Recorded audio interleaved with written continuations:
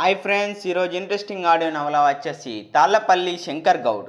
తాళ్ళపల్లి శంకర్ గౌడ్ కౌండన్య ముని వంశస్థుడు. ఇతను తాటికల్లు గీసి తాటికల్లు అమ్ముతూ జనాలకు తాటికల్లు అమ్ముకొని బతికేవాడు తాళ్ళపల్లి శంకర్ గౌడ్. శంకర్ గౌడ్కి తన బాబాయ్ కొడుకులైనటి తాళ్ళపల్లి సుధాకర్ ఉంటాడు. సుధాకర్ ఈ తాటికల్లు అమ్మే బదులు బ్రాండ్ షాప్ పెడదామని అనుకుంటాడు. ఆ సుధాకర్ తోటి మిగతా తమ్ముళ్ళు కూడా ఒప్పుకుంటారు. దీనికి మన శంకర్ గౌడ్ ఒప్పుకోడు. మనకు తాటికల్లే మన పునాది, మనకు ఉన్నట్టు గొప్పగా చెప్పుకోవడానికి, గౌడ్స్గా బతికేయడానికి మనకు కారణమే తాటి చెట్టు. ఈ తాటి చెట్టు తాటికల్లు గీతనే కదా మనకు మంచిది కానీ అని అంటాడు శంకర్ గౌడ్. దానికి వినక మేము వైన్ షాపే పెట్టుకుంటామని మిగతా సుధాకర్ గౌడ్స్ తోటి ఉన్నట్టు శంకర్ గౌడ్ యొక్క బాబాయ్ కొడుకులు అంటారు. బాబాయ్ కొడుకులు అనుడితోటి శంకర్ గౌడ్ మీ ఇష్టం, మీరు ఎట్లాన బతుకురని చెప్తాడు శంకర్ గౌడ్. శంకర్ గౌడ్ తాటికల్లు గీస్తూ ఉంటే అక్కడ తాటికల్లుకి అడిక్ట్ అవుతుంది మానస.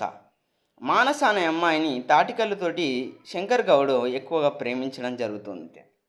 శంకర్ గౌడ్ ఆ మానసని శంకర్ గౌడ్ ఆ తాటికల్లు పోస్తూ ఉండగా అమ్మతోటి పరిచయాలు పెరిగి అమ్మతోటి ప్రేమలో పడతాడు. తాటికల్లు అంటే నీకు చాలా ఇష్టమా అని మానసని అంటాడు. దాంతో అవునని అంటుంది మానస.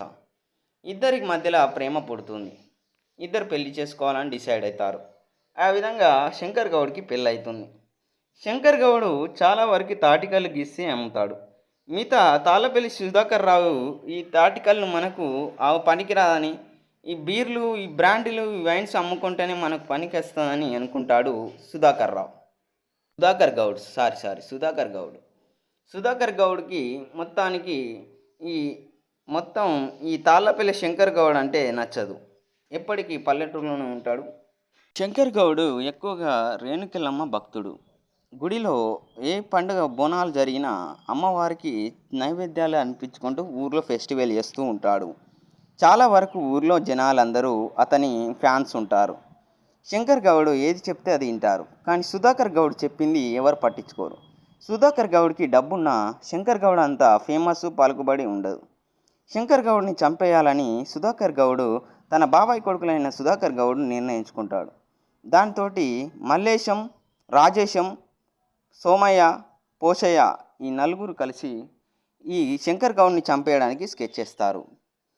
అనుకున్నట్టే స్కెచ్ చేసి చంపేయాలనుకుంటారు. ఆ విధంగా చంపడానికి కళ్ళు తాటి చెట్టు ఎక్కుతున్నట్టు సుధాకర్ గౌడ్ తాటి చెట్టు ఎక్కుతున్నట్టు శంకర్ గౌడ్ మీద అటాక్ చేయడానికి ఆ రోజు ఫిక్స్ అవుతారు. అదే మర్చిపోతారు వీళ్ళు. చంపడానికి ప్లాన్ వేసి కరెక్ట్ శంకర్ గౌడ్ని చంపేలోపు శంకర్ గౌడ్ దాన్ని ఆ కత్తిని పట్టుకొని వాళ్ళని వెనుకకు లాగి కొట్టేస్తాడు. అయితే శంకర్ గౌడ్ దగ్గర కళ్ళు గీసే కత్తులు ఉంటాయి. దాంతో మెడగోసుడితోడే సోమేశు, మల్లేశం, రాజేశం ముగ్గురు చనిపోతారు. దాంతో సుధాకర్ గౌడ్ అక్కడి నుంచి పరారులో ఉంటాడు. ఈ ఊరుకు రావాలంటేనే భయపెడతాడు సుధాకర్ గౌడ్. ఇక్కడ నుంచి అతను నెల్లూరుకి వెళ్ళిపోతాడు. నెల్లూరుకి పారిపోయి అక్కడ బ్రాండ్ షాప్ పెట్టుకొని ఈ జీవితంలో ఊరికి రావద్దని డిసైడ్ అవుతాడు. శంకర్ గౌడ్కి ఇక్కడ ఊర్లో మంచి పలుకుబడితోటి, మంచి ఆదాయంతో తాటికల్లు అమ్ముకుంటూ సహజీవనం చేస్తూ బతుకుతాడు. తర్వాత శంకర్ గౌడ్ తాటికల్లుని ఇక్కడి నుంచి కాకుండా సిటీలకు కూడా ఎక్స్పోర్ట్ చేయాలని తాటి చెట్లను బాగా పెంచుతాడు. తనకు దొరికినట్టు 10 ఎకరాల పొలంలో అదంతా తాటి చెట్లకు పెంచడానికి కావాల్సిన అన్నిటినీ ఏర్పాటు చేసుకుంటాడు. అలా 10 సంవత్సరాల లోపే శంకర్ గౌడ్ అనుకున్న ప్లాన్కి రీచ్ అవుతాడు. తాటి చెట్లు పెరుగుతాయి, తాటికల్లు గీస్తాడు.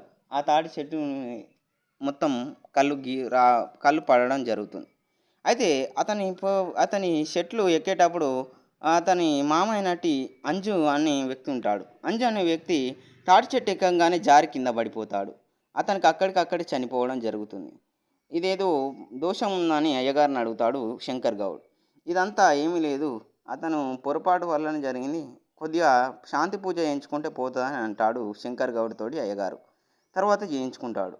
మళ్ళీ రేణుకెళ్ళమ్మ గుడికి వెళ్ళి అమ్మవారే నువ్వే అన్నీ చూసుకోవాలని రేణుకెళ్ళమ్మ కాడ అక్కడ కళ్ళు పోసి వెళ్తాడు.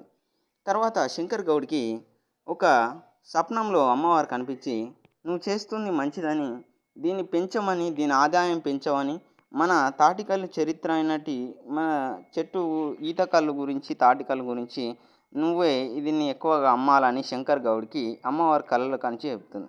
అక్కడి నుంచి శంకర్ గౌడ్ విపరీతంగా తాటి చెట్లుని పెంచి ఇవన్నిటిని అమ్మడం జరుగుతుంది. ఆదాయం పెరుగుతుంది. శంకర్ గౌడ్ అనుకున్నట్టు గొప్పోడవుతాడు.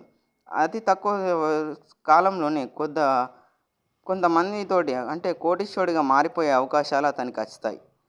అతను మారిపోతాడు ఇక. తర్వాత అతని జీవితం సెట్ అయిపోతుంది. అతని భార్య మానస కూడా అతని లైఫ్ స్టైల్ ఎంతో నచ్చుతుంది.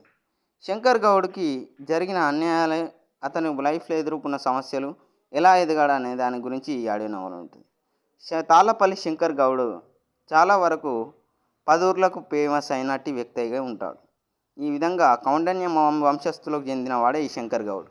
శంకర్ గౌడ్ తాటికల్లు అమ్ముకుంటూ తన జీవితాన్ని, తన బిజినెస్ని పెంచుకున్నాడు. ఇది ఫ్రెండ్స్ ఈ ఆడియో నవల గురించి. మీకు ఇంతటితో నచ్చుతుంది భావిస్తూ ఇంతటితో ఈ వీడియోని ముగిస్తున్నాను ఫ్రెండ్స్.